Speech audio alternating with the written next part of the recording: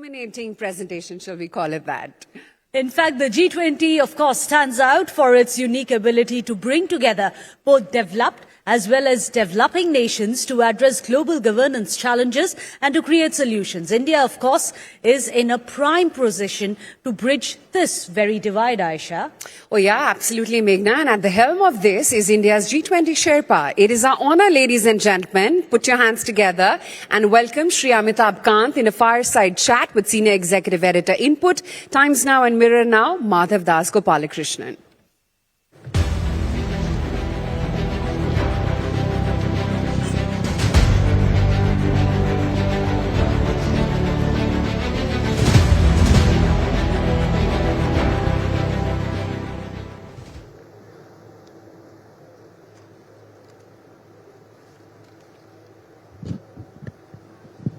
Thank you so much, Mr. Amitabh Kant, for joining us. Ladies and gentlemen, as you all know, he's been the G20 Sherpa, plays a very, very important role as far as G20 is concerned. And today's theme, sir, is about reforming G20 and leading the global south. After last year's experience where India was leading the G20, how has the experience been this year in Brazil? And there was, of course, the Delhi Declaration. How has the last year been in terms of setting the goals for other countries and other members of the G20? First of all, let me say that India's G20 was very unprecedented and historic. It was historic because India made it from G20 to G21 by including African Union as a member. Secondly, our declaration was very ambitious, very progressive, very forward-looking, and it was widely appreciated by all the leaders of G20. And thirdly, we did it very differently from any other country by taking it all over to every state and union territory of India and making it a mass movement. The Brazilian presidency has just got over, and I would say that as a member of the Troika, India assisted and supported them. Frankly speaking, I would say that it lacked ambition. Their only ambition was to have an alliance on hunger and poverty, which they managed to achieve, and India supported them in that. But I think there could have been much greater ambition towards climate, towards energy transition, towards growth, strong sustainable growth, which is very critical. These are critical because global growth is at its lowest right now, at about 3%, lowest since the turn of the century.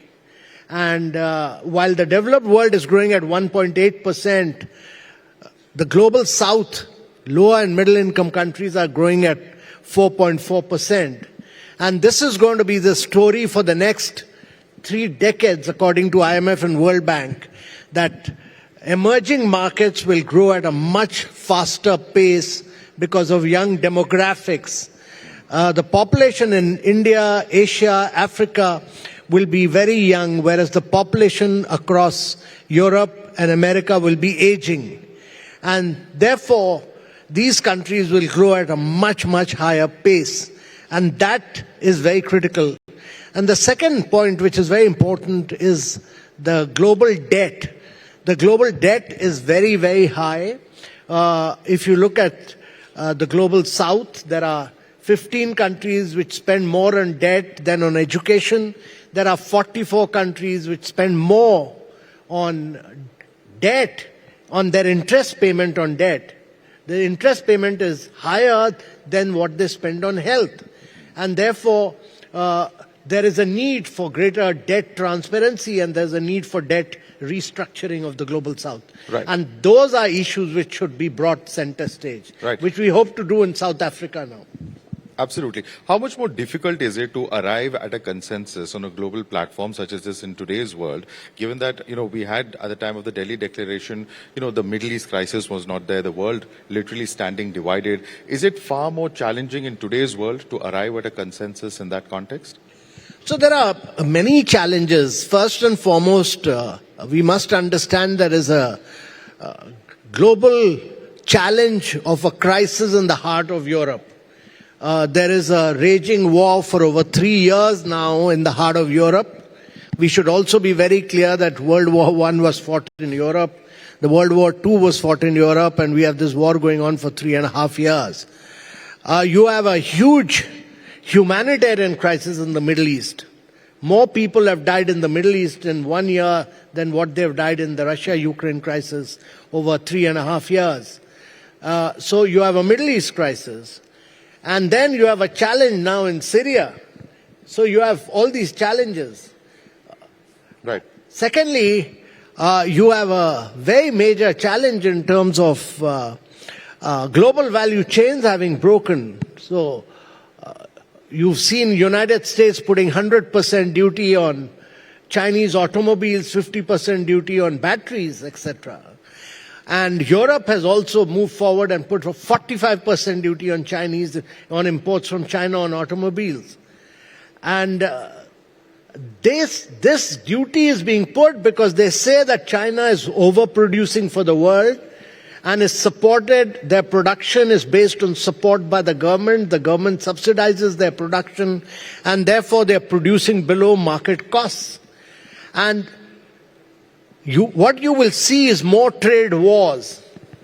So that is the second crisis. And the third crisis, to my mind, is the crisis of new productive forces of artificial intelligence, generative AI, quantum computing. These have the opportunity to enhance production, productivity, transform lives of citizens in education, health, nutrition, many areas. But they also have the potential to trigger conflict among societies. And therefore you need international regulation so that they can grow in a manner that these new technologies benefit humanity and benefit society. Right. You spoke about this very important issue of tariffs, and, with Trump coming in, there's a lot of rhetoric surrounding that. How is India, poised to look at this in terms of opportunities and challenges? Because right now the focus appears to be China. Is India in a more advantageous position, would you say? I think India is in a hugely advantageous position because we should really try and take full advantage of this, because irrespective of changes of government, there is a belief that it's a very significant belief that India has to work with the United States and the United States has to work with India.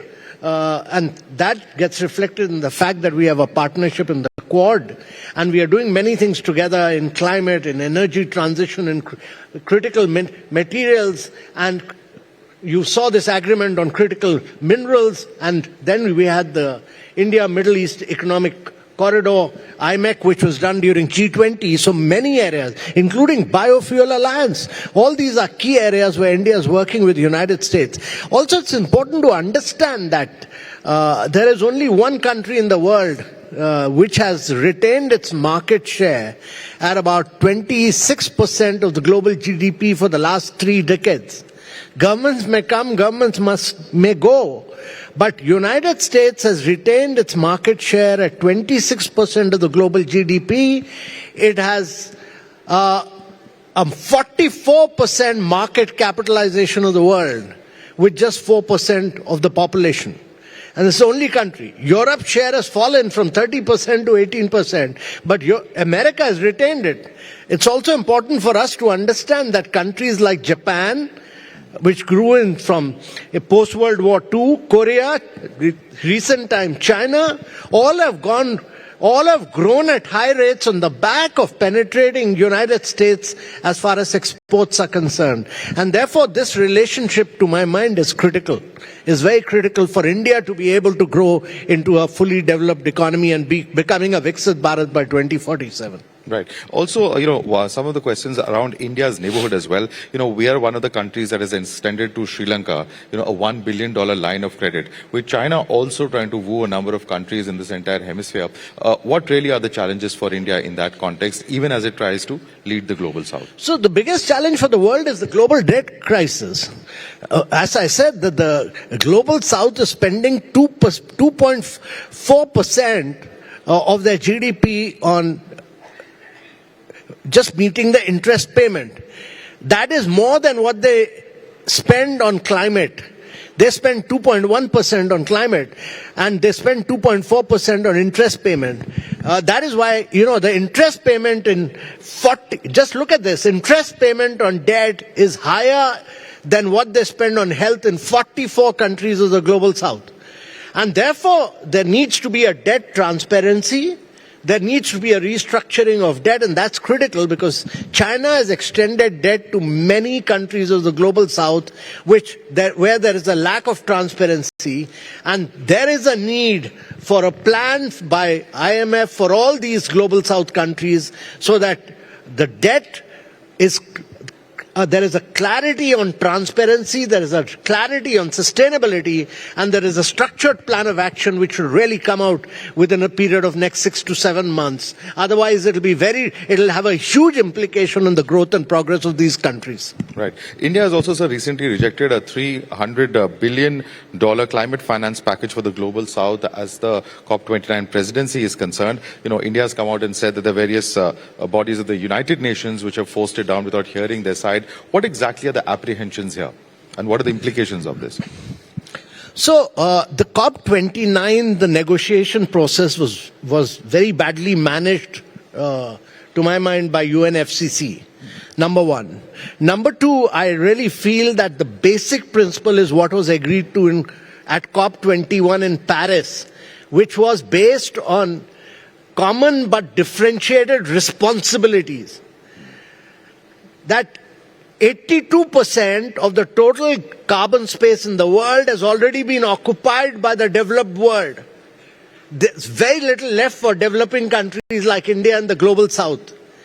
Now, they have taken away all the carbon space, and they're still doing greenhouse gas emission. And they want to achieve 1.5 degrees centigrade by 2050 without providing either the finance, technology, or capacity building which was agreed to at COP21 in Paris. So they're changing the goalpost.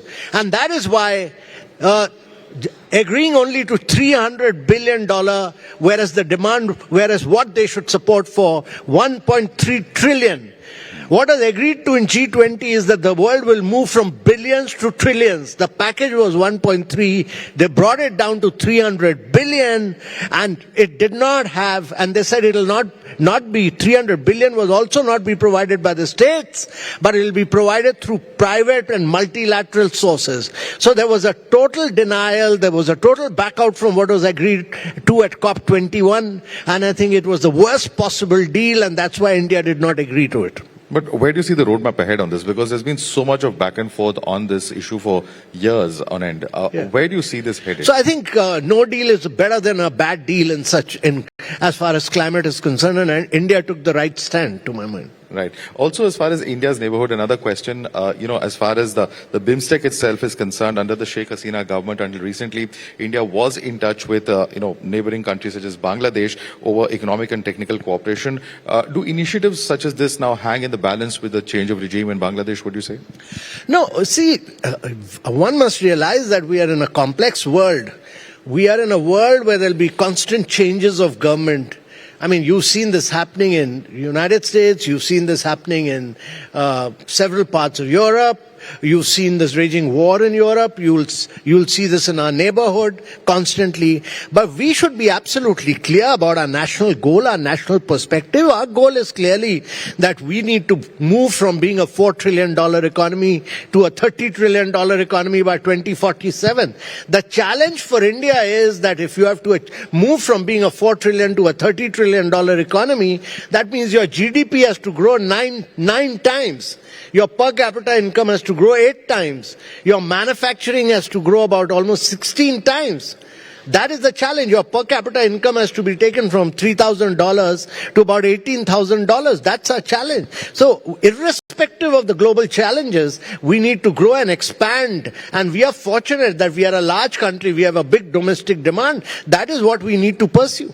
Right. Even as the Prime Minister, has recently visited Guyana, met with leaders of various Caribbean countries, after 50 years that the Prime Minister has actually been there, and that's also an area where there's a huge amount of diaspora of the Indian populations present over there. What do you see as a significance of India reaching out to all of these countries, in its bid to lead the Global South? So, the Global South is critical. Why I'm saying this is that, IMF has said that three-fourths of the growth for the next 3 decades will come from emerging markets. And if three-fourths of the growth is going to come from emerging markets, particularly Africa, because the population again is very young in Africa and African countries are going to grow rapidly. So India needs to work in very close relationship with Africa, build up global value chains with Africa, export to Africa, build up a very close, tight relationship on many aspects with Africa. Right. And what are the opportunities that you expect, as far as South Africa is concerned, the opportunities that were perhaps missed in Brazil? How do you look at the future of the G20? No, I think the opportunities are in terms of our own growth. Our ability to do structural transformation in our own economy, to move from being an agricultural economy to a major industrial economy, and then getting into cutting edge areas of growth. So you have to get into electric vehicles, you have to get into battery storage, you have to get into green hydrogen, you have to get into a rapid expansion of being both a digital power and a green energy power. India has to become the most advanced country as far as digitization and as far as greening its economy is concerned. It must be the first country in the world to industrialize and urbanize through a process of decarbonization. That is critical for India. And how do you see that happening? And if that happens, which many of our companies are doing, and that's what the government is pushing for. We've done 200 gigawatt of renewables. We've demonstrated our great ability to move towards green hydrogen, be a low-cost producer. The more India does this, gets into these areas, we'll not only be producing for our own requirement, but we'll become a major exporter to the world. Our ambition is that by 2047, we should move away from being a producer of just fossil fuel to a producer of green hydrogen. India is climatically blessed. Our challenge is that by 2047 we should be the biggest producer of green hydrogen and the largest exporter of green hydrogen in its liquid form, ammonia, and bring down the price from $4.5 to $1 per kilogram. Now that's the challenge for India. Absolutely. Thank you so much, Mr. Amitabh Kant, for joining us and sharing with us your perspective on G20 and India's roadmap ahead. Thank you so much, sir. Thank you. Thank you. Thank you so much.